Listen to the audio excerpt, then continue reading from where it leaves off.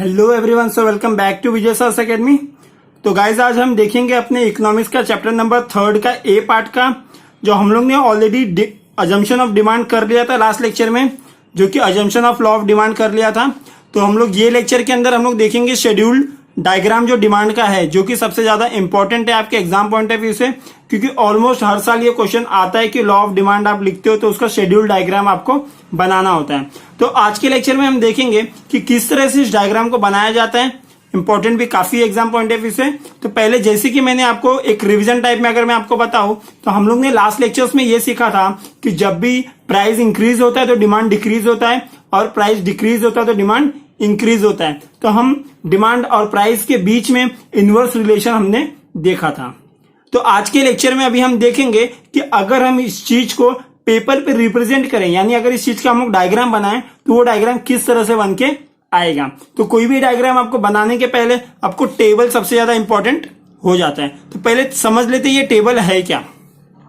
इसके अंदर देखोगे, अगर मैं कोई भी कमोडिटी एक्स लिखा हुआ है, कोई भी कमोडिटी एक्स का प्राइस है 50 रुपया, तो हम लोग उसको 1 किलो लेते हैं।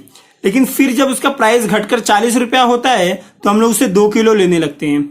जब उसका प्राइस घट के 30 होता है तो हम 3 किलो लेते हैं, फिर 20 पे 4 किलो, फिर 10 रुपए का अगर हो जाए तो हम 5 किलो खरीदने चालू कर देते हैं। यानी ये क्या हो रहा है, धीरे धीरे जैसे प्राइस डिक्रीज हो रहा है, हम लोग का क्वांटिटी क्या हो रहा है, इंक्रीज हो रहा है। हम लोग क्वांटिटी डिमांडेड इंक्रीज करते चले जाते हैं। जैसे जैसे प्राइस डिक्रीज हुआ, क्वांटिटी इंक्रीज हुआ। इसके नीचे का एक्सप्लेनेशन देखेगा तो एज शोन इन डायग्राम क्या हो रहा है, 50 रुपए की चीज है, 50 से 40 हुई तो हम लोग 1 किलो से 2 किलो उसे खरीदने लगे। उसी तरह से 30 रुपया और 3 रुपया। तो हम लोग को इससे ये पता चल जाता है कि जो हम लोग ने ऊपर का डायग्राम का जो एक्सप्लेनेशन देखा, वो सेम इसके अंदर यही चीज लिखा हुआ है नीचे डायग्राम का एक्सप्लेनेशन, जो कि आपको लिखना जरूरी है। आप टेबल बनाने के बाद ये डायग्राम का एक्सप्लेनेशन आप लिख सकते हो। आगे देखेंगे क्या लिखा है वो, Thus the price of commodity falls, quantity demanded rises when price commodity rises। क्या बोला मैंने कि जब भी प्राइस का कमोडिटी का जो प्राइस होता है वो अगर नीचे गिरेगा तो डिमांड ऊपर चला जाता है।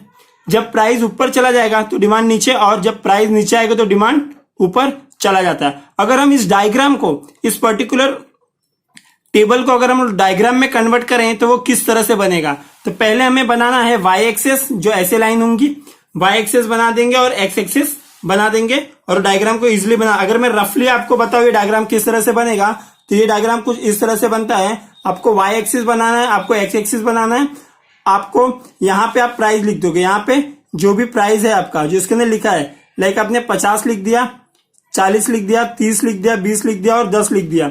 यहाँ पे आपको क्वांटिटी डिमांड है, जैसे 1 kilo, 2 kilo, 3 kilo, 4 kilo, 5 kilo, आपने ये क्वांटिटी लिख दिया। तो इसके अंदर क्या होता है कि आप जैसे 1 किलो था तो आप 50 रुपए का 1 किलो ले रहे थे, 1 किलो के ऊपर और 50 किलो के सामने 1 डॉट डाल दोगे, 2 किलो, 40, 3 किलो, 30 डाल दोगे, यहाँ पे 20 के सामने है, 10 के सामने है। जब आप ये पूरे के पूरे डॉट को ऐसे टच करोगे, एक दूसरे से ज्वाइन करोगे, तो आपको ये क्या मिलके आता है, ये डिमांड कर्व मिलके आता है। तो देखो इसके अंदर भी ये सेम चीज दी गई है। इसके अंदर पहले आपको एक एक करके डॉट बनाना है। यहाँ पे डॉट बना दिए। 50 रुपए का जब था तो हम 1 किलो ले रहे थे, जब घटकर 40 रुपया होता हम 2 किलो लेने लगे, 30 रुपया होता हम 3 किलो लेने लगे। ये ग्राफ जिस तरह से बना हुआ है आपको सेम इसी तरह से इसको बनाना है। तो ग्राफ देख सकते हो इसके अंदर जैसा दिया हुआ है, आपको काफी इजी है। आप लॉ ऑफ डिमांड जो है, तो जैसे जैसे प्राइस डिक्रीज हो रहा है डिमांड इंक्रीज होता चला जाएंगे। तो आगे का जो टॉपिक है आपका है exception of law of demand. Exception क्या है, लॉ ऑफ डिमांड का एक्सेप्शन क्या है। एक्सेप्शन मैंने आपको ऑलरेडी बता दिया था, एक्सेप्शन का मतलब क्या होता है। एक्सेप्शन मतलब कुछ ऐसी चीज है जो लॉ को पूरा करने के लिए नहीं होनी चाहिए, लॉ को पूरा करने के लिए नहीं होनी चाहिए, मगर फिर भी होती है। अगर कोई चीज नहीं होनी चाहिए फिर भी होगी तो क्या होता है। इन दोनों डायग्राम को अगर आप कंपेयर करके देखो, जो आपका डिमांड कर्व है वो लेफ्ट टू राइट नीचे आ रहा है। क्या हो रहा है, लेफ्ट टू राइट नीचे आ रहा है। मगर अगर एक्सेप्शन की बात करें तो लेफ्ट टू राइट वो ऊपर की तरफ जा रहा है, यानी ये एक्सेप्शन है। अगर कोई चीज उल्टा हो, जैसे कि प्राइस के बढ़ने पे डिमांड भी बढ़े, जैसे कि प्राइस के बढ़ने पे डिमांड भी बढ़े, तो क्या होगा, एक्सेप्शन हो जाएगा, आपका डिमांड का ऊपर की तरफ जाना चालू हो जाएगा। तो आपको ये डायग्राम को ज्यादा आपको याद रखना है। ये डायग्राम सिर्फ अगर ये क्वेश्चन सिर्फ आया exception of law of demand, तभी आपको करना है। तो देख लेते हैं एक्सेप्शन क्या होता है। There are certain exceptions to the law of demand.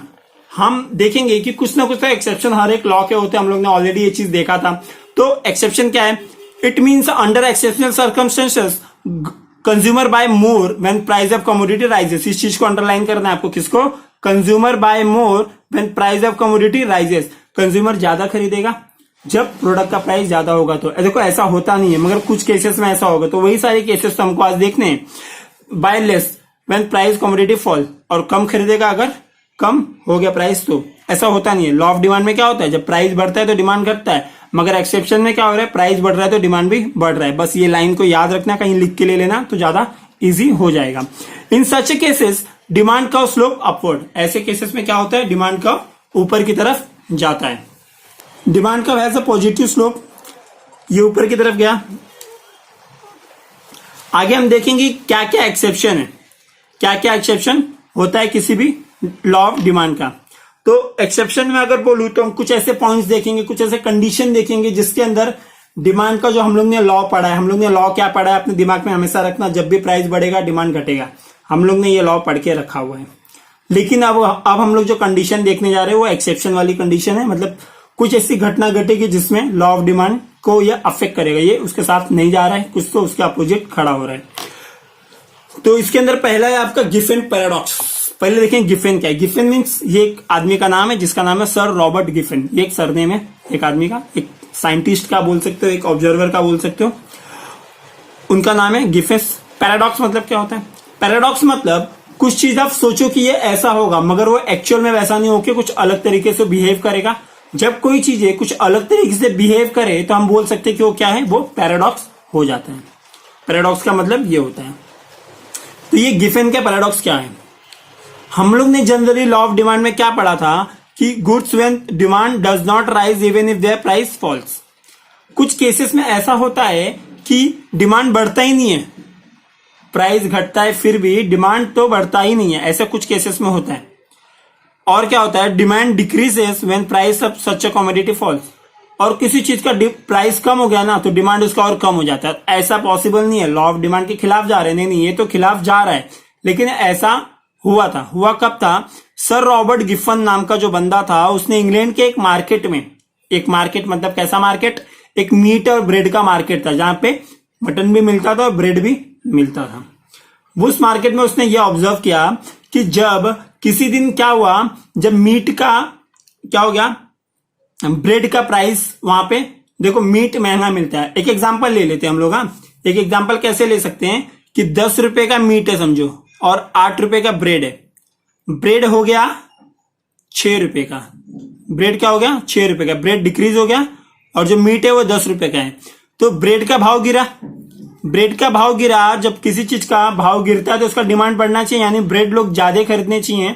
मगर उस मार्केट में उसने क्या देखा कि लोग जो बचे हुए 2 रुपए थे यहाँ के, उसका वो लोग ने मीट खरीद लिया, यानी 12 रुपए का मीट खरीद लिया।